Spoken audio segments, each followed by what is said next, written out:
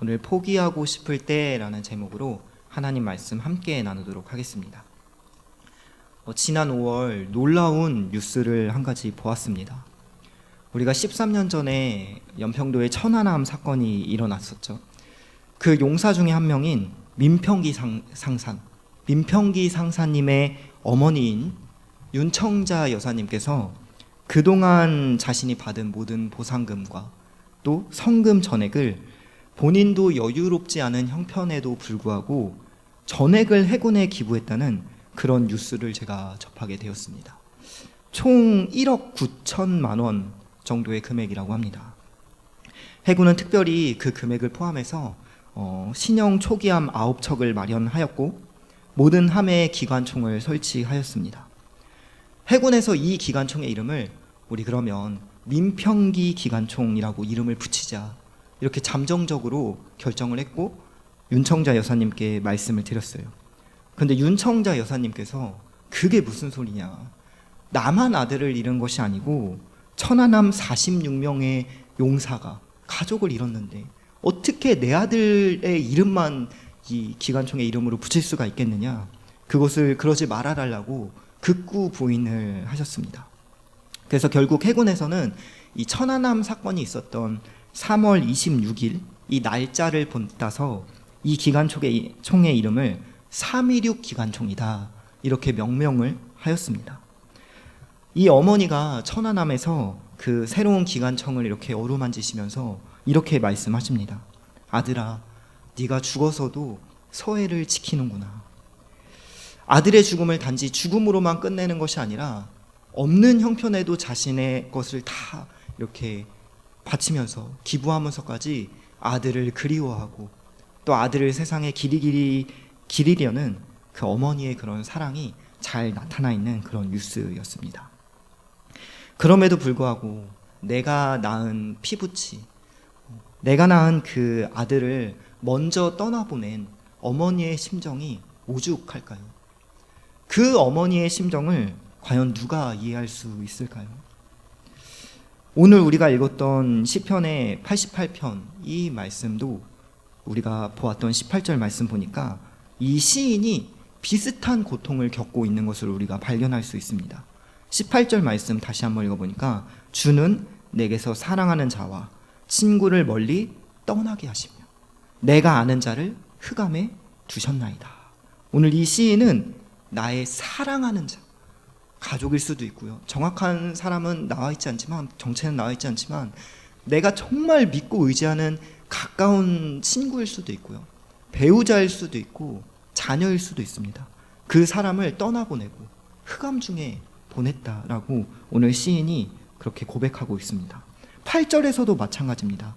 88편 8절을 보니까 주께서 내가 아는 자를 내게서 멀리 떠나게 하시고 나는 그들에게 가증한 것이 되게 하셨사오니 나는 갇혀서 나갈 수 없게 되었나이다.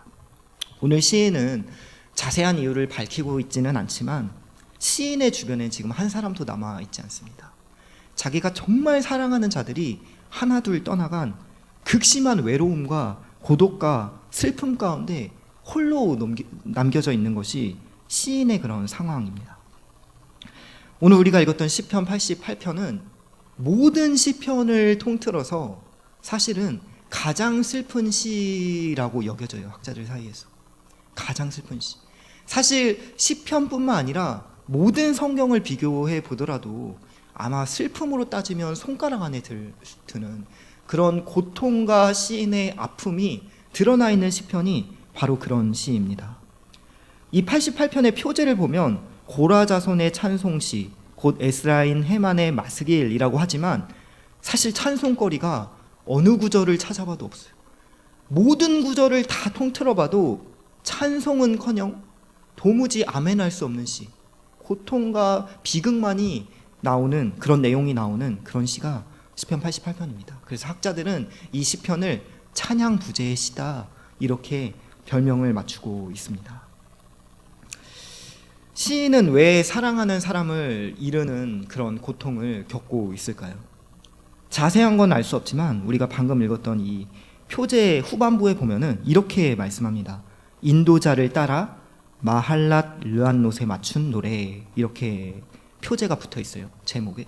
이 마할랏 르안롯에 맞춘 노래, 이것이 사실은 직역이 돼요. 다른 쪽으로 직역이 되는데 병자의 노래, 이렇게 직역이 가능합니다, 원문상. 혹은 병자를 위한 노래, 이렇게 직역이 돼요.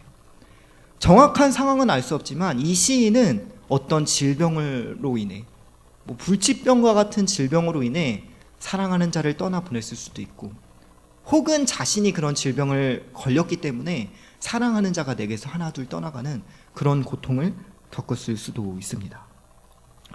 자세한 것은 우리가 알 수 없지만 충분히 그러한 추측이 가능한 것이 오늘 시편 88편입니다.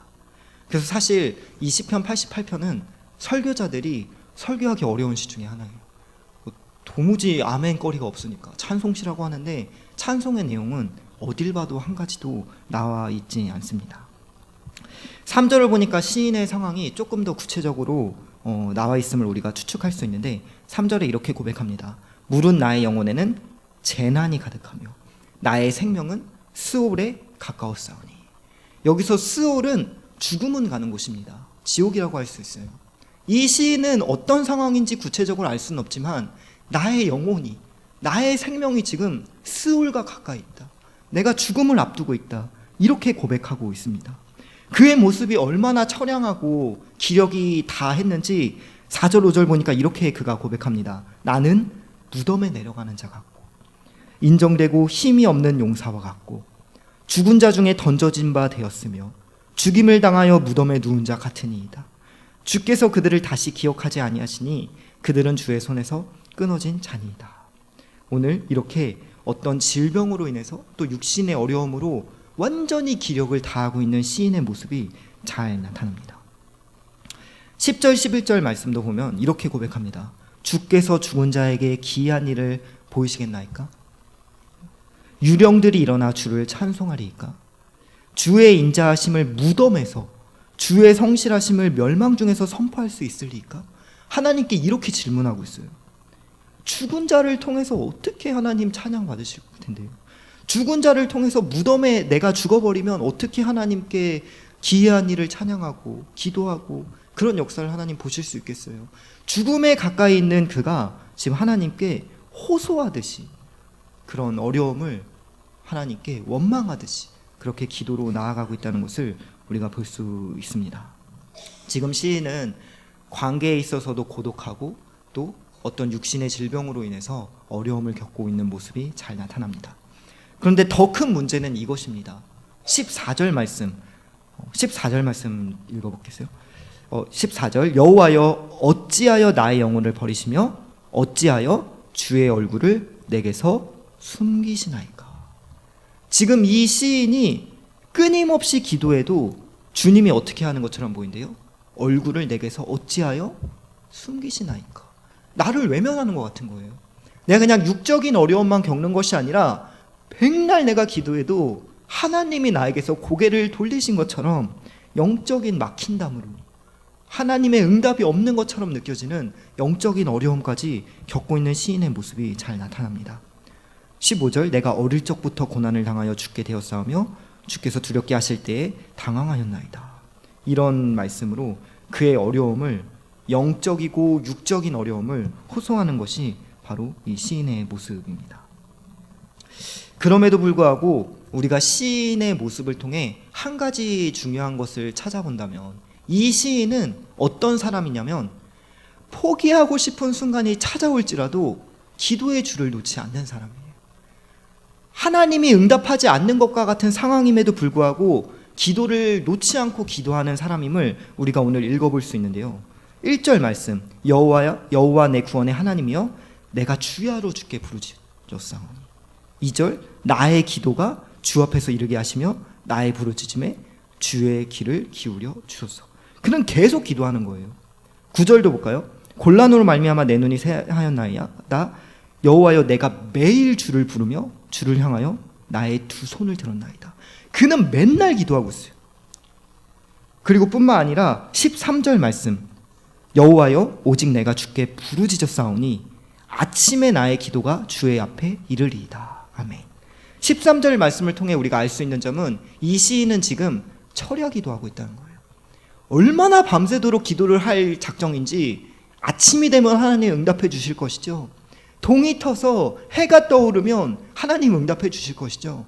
그는 밤새도록 기도하는 기도의 사람이라는 사실, 그것을 우리가 오늘 발견할 수 있다는 것이죠. 심지어 영적으로 하나님이 고개를 나에게서 외면하고 돌리는 것 같은 그 순간에도 그는 기도의 줄을 놓지 아니하고 하나님께 기도하는 기도의 사람이다 라는 것을 우리가 특징을 살펴볼 수 있습니다. 지금 응답이 없는 것처럼 보이는데 이 시인은 왜 하나님께 이렇게 포기하지 아니하고 기도를 할까요? 이 시인이 믿는 것은 바로 그럼에도 불구하고 해답은 하나님에게 있다, 이 사실을 믿은 거예요. 지금 응답이 안 되는 것처럼 보이지만 그럼에도 불구하고 내가 살 길은 오직 하나님에게 있다, 그것을 믿었고 확신했기 때문에 그는 기도의 줄만은 놓을 수 없었던 것이죠. 너무나 힘들고 비참하고 외롭지만 기도의 줄만큼은 어떻게 해서든 자기가 버티고 있는 거예요. 심지어 죽음이 가까우는 그 순간마저도. 오늘 우리가 이 본문 말씀을 좀 정리하면서 몇 가지 포인트를 간단히만 살펴보고 좀 마치려고 하는데요. 우리가 오늘 이 시편 말씀 표제를 통해서 중요한 교훈을 한 가지 발견해야 합니다. 표제를 다시 한번 보니까 이렇게 표제가 나와 있습니다. 고라 자손의 찬송시 곧 에스라인 헤만의 마스길, 인도자를 따라 마알라 르한롯에 맞춘 노래. 아멘.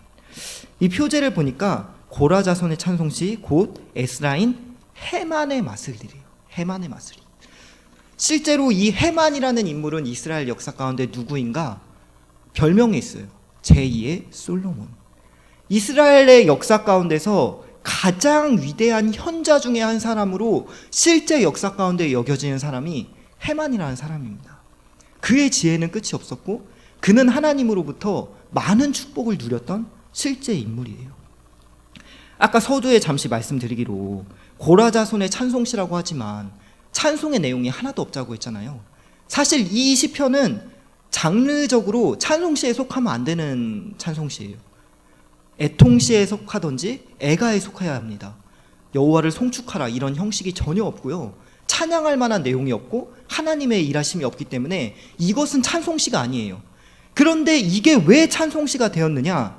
이스라엘의 역사 가운데 후손들이 봤을 때 이 헤만이라는 인물은 그의 삶이 찬양의 간증이었기 때문에 그의 기도가 끝끝내 이루어진 것을, 응답된 것을 후손들이 다 인정했기 때문에, 후손들은 그것을 보았기 때문에 이것은 애가가 아니다, 이것은 반드시 찬양시에 우리가 그 장르를 넣어야 한다. 찬양 부제의 시, 전혀 찬양할 내용이 나와 있지 않음에도 불구하고 헤만의 삶이 찬양이었기 때문에, 그의 삶이 자랑거리고 간증거리였기 때문에, 그의 기도가 끝내 이루어졌기 때문에 오늘 이 시는 찬송시로 분류가 되어 있다 라는 사실을 우리가 분명히 이해하고 나아가야 한다는 것이죠. 사랑하는 여러분, 내 인생에서 나에게도 포기하고 싶은 순간이 찾아올 수 있습니다. 내가 사랑하는 사람들이 하나둘 나를 떠나가고 어떤 고난과 역경 때문에 나에게 힘이 들고 또 심지어 하나님이 나에게 얼굴을 가리신 것과 같이 영적으로도 막힌 담이 있을 때, 그럼에도 불구하고 오늘 이 헤만은 기도하였어요. 기도의 줄을 놓지 않았습니다.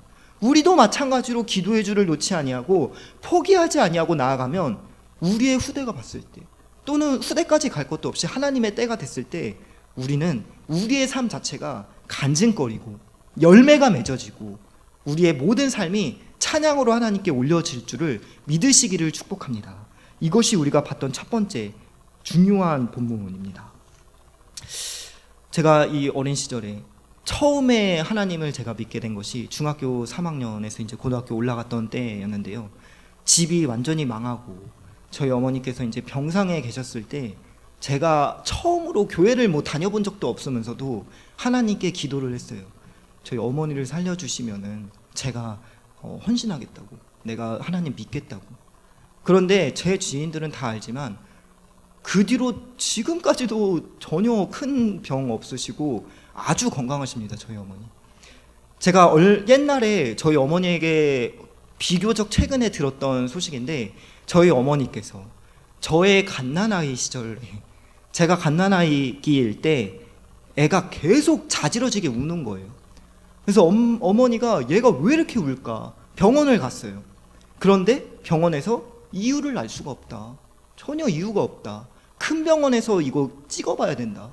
이런 판정을 듣고 큰 병원으로 갓난아이인 저를 저희 어머니가 이렇게 옮겨가는 그 과정 가운데 차 안에서 어머니가 하나님을 믿어본 적도 없는데 이렇게 기도를 하셨대요. 하나님, 아이만 살려주시면은 이 아이 하나님께 드리겠습니다.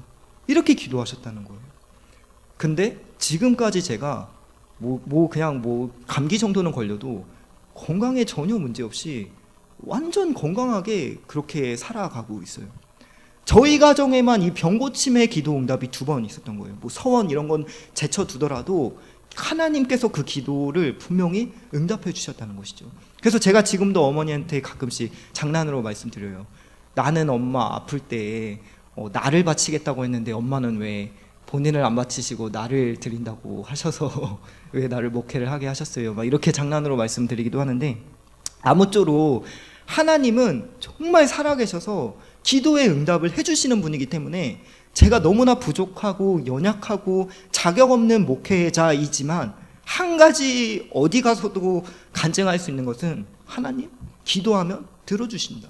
병 낫게 해주시고 하나님의 때가 되면 반드시 응답해 주신다. 이걸 제가 어디 가도 간증할 수 있는 그런 귀한 삶의 열매, 귀한 찬양거리가 저에게 있음에 얼마나 감사한지 모르겠습니다. 오늘 이 시인도 그런 어려움을 겪었지만 그의 자손들이 보기에, 주변 이스라엘 사람들이 다 보기에 이 사람은 정말 복받은 사람이다. 그의 기도가 이렇게 힘들었다고? 그가 이런 고난을 겪었다고? 그러나 그가 이렇게 응답된 것을 내가 보니까 이거 진짜 찬송할 만하다. 이렇게 인정할 정도의 내용이 되었다는 것입니다. 한 가지만 더 보고 말씀 맺으려고 하는데요. 우리가 주목해야 될 구절이 한 가지 더 있습니다. 바로 14절 말씀이에요. 우리 14절 말씀 같이 한번 읽어보기 원하는데요. 함께 14절 시작.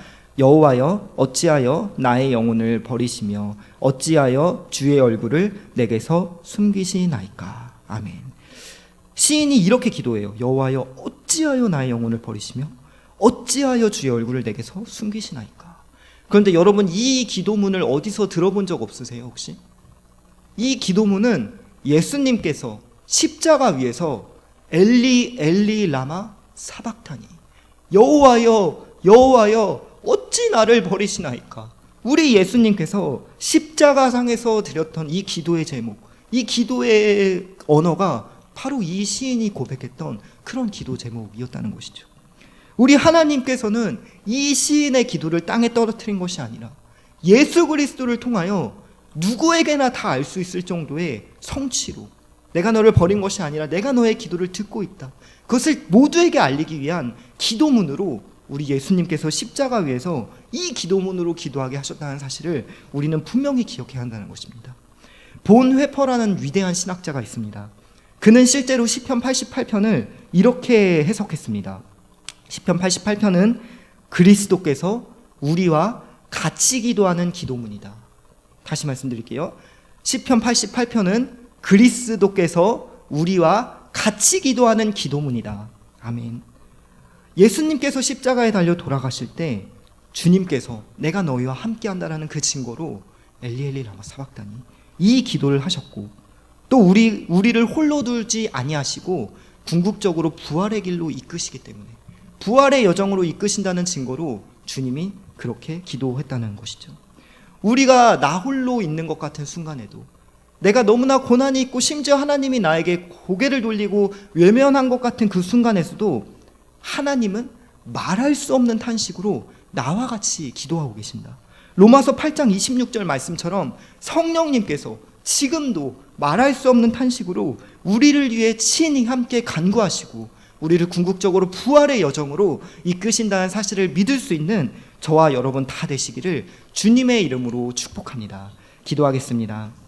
살아계신 아버지 감사합니다.